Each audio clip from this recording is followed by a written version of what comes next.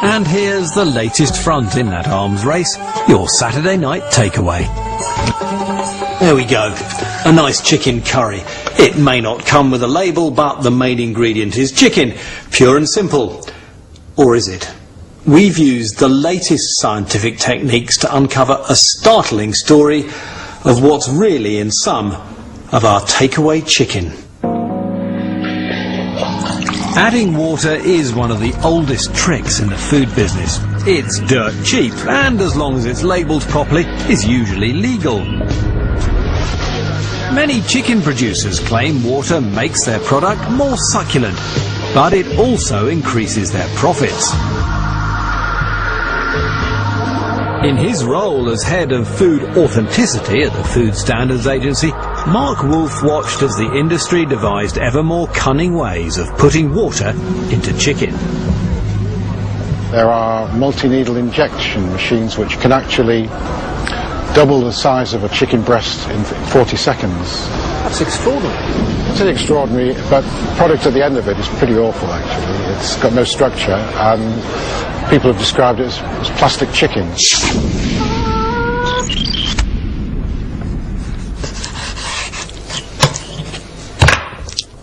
And here it is, chicken that's nearly 1/3 water. Now, you might think you haven't eaten this, but you almost certainly have, because huge amounts of it go into our restaurant meals and takeaways. And to hold all that liquid in there, you need to use a protein powder, and that's often made of animal skin and bone, and that's where things get a bit messy. Back in 2003, a BBC Panorama investigation revealed some European companies were using protein powder from other animals to hold in the water. And you're allowed to use beef, you're allowed to use pork, you're allowed to use chicken, you're allowed to use anything. Yes, beef and pork is cheaper. Using pork and beef protein is legal so long as it's declared on the label. But the BBC's investigation tracked down the protein suppliers who were helping manufacturers to hide what they were doing. It caught them explaining how they could destroy the pork and beef DNA to make it undetectable. Well, we have what we call PCR negative This is proteins, what we were interested in which no animal species are detectable. Well, that's not my decision. This is a new relative product. Yeah. No, it's the product as such is already, but that is what I meant with our special techniques. I see. We can take off the DNA.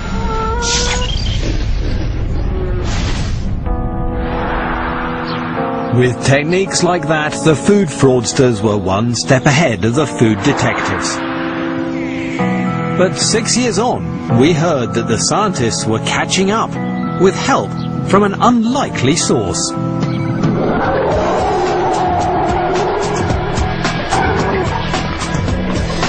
A brand new technique developed by archaeologists to help them unlock the secrets of prehistoric life. It could now be used to discover what's in our food.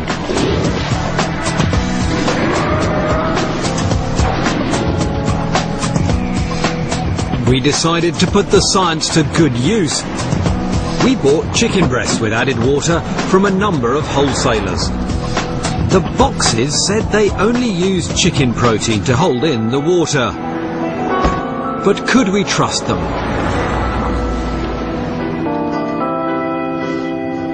We took our chicken to the University of York, where Professor Matthew Collins leads a team of scientists developing the new test, a way of identifying animal species through proteins rather than just DNA. When analysing our samples, did you find anything that appeared not to come from chicken? Yes, we've got proteins in there which appear to be mammalian and not chicken. Is it possible to be any more precise about what kind of mammal they might have come from? That's very difficult at the moment, and this is the problem. Because we have insufficient numbers of animals in our database, we really can't be confident what they are. But how confident can you be that the materials in the samples that we gave you, some of it didn't come from chicken? I think we can be fairly confident it didn't come from chicken.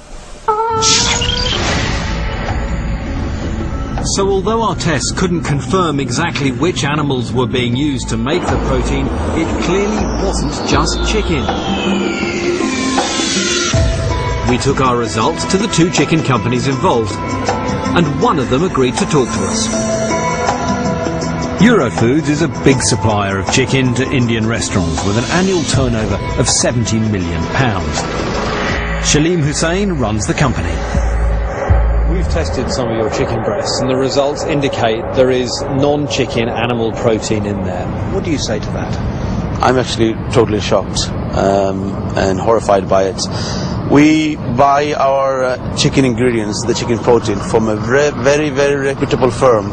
We have written confirmation from them time and time again that all the protein we buy from them are chicken protein and nothing else. Shaleem says he's so worried about what we've told him that he's decided to change the protein powder he uses and drop his supplier. Although they were saying the product is chicken protein, you have revealed that a little bit of it may not be chicken protein, and therefore we weren't satisfied. So I stopped using it. I went to vegetable protein. Producers like Eurofoods are regulated by the Food Standards Agency. So when we told Shaleem about our findings, that's who he turned to. As soon as we heard, and we were so much concerned, we approached the FSA for clarification and advice and guidance, and we didn't get it. And we couldn't wait for them. We made proactive actions, and now we don't add any chicken protein to any of our chicken at all. So what have the Food Standards Agency been doing about this problem? In fact, we learned they'd been running their own wider investigation into mislabeled protein in chicken for nearly a year. Do you acknowledge that chicken breast is currently being sold in Britain which has protein from other animals within it? Do you think it's likely? I think we obviously need to look at the evidence very carefully. Well, you have been looking at the evidence. Absolutely. And the FSA have been involved in this for quite a while. And tell me what you found. The evidence that we're picking up in these very small samples thus far is that powders used to hold water in chicken meat has got protein from those 2 other animal sources. Which are? Beef and pork. So somewhere along the line the fraud is still going on, and this is more than just a matter of taste, because a lot of the chicken with added water is labelled as halal, and for Britain's Muslims the fact that they might unknowingly be eating pork even in small amounts is a huge worry. Dr. Shuja Shafi is the Muslim Council of Britain's food expert. How would you yourself feel if you'd been eating chicken which turned out to have pork in it? I'll be extremely annoyed, extremely distressed, and if this is a deliberate deception, then we would be very angry and would have every right to be angry. The Muslim community go to an extraordinary length of trouble to make sure that the products that they consume are free of ingredients that are prohibited. So that's why we rely heavily on food labeling, and to be reassured or to be told that those systems are in place and then find that that is in fact not the case is very annoying, very disturbing, and would become extremely angry. Is it still the case that a year after you're alerted to it, British consumers are still eating chicken that may contain other animal protein, pork or beef? Our objective in setting standards for this and other types of food fraud is to ensure that we eliminate to the best extent possible. I appreciate it's your objective, but have you succeeded in making sure that it's not there? As each individual case of food fraud emerges, and this is clearly one of those where authenticity is the problem, we develop new technologies and we do it as fast and as speedily as is possible to make sure that the science and evidence base gives us the opportunity to take out of the marketplace anything that doesn't conform to that labelling regulation. I think it's disgusting because they shouldn't be allowed to do that, should they? No, it's all wrong. Now, You knew that? Would you still Am eat I the rapidly chicken? becoming a vegetarian here? It should be what it says should be in the meat. I think it's totally bad because in good faith you buy something for chicken. It's got pork and beef in. It's just not on. If it was a chicken curry or a takeaway, I wouldn't be bothered. Wouldn't bother you? No, it's just meat. Not very ethical at all. You'd still eat it, wouldn't you? Isn't pleased, isn't he? I would be concerned for people who would normally be able to eat chicken, but who, because of religious sensitivities, wouldn't be able to eat pork. The worry about this is maybe not about safety.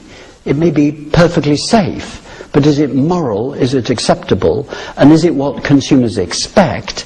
Those are the questions. Definitely consumers will not expect when they buy a product that says it's chicken to find that actually it's got pork in it.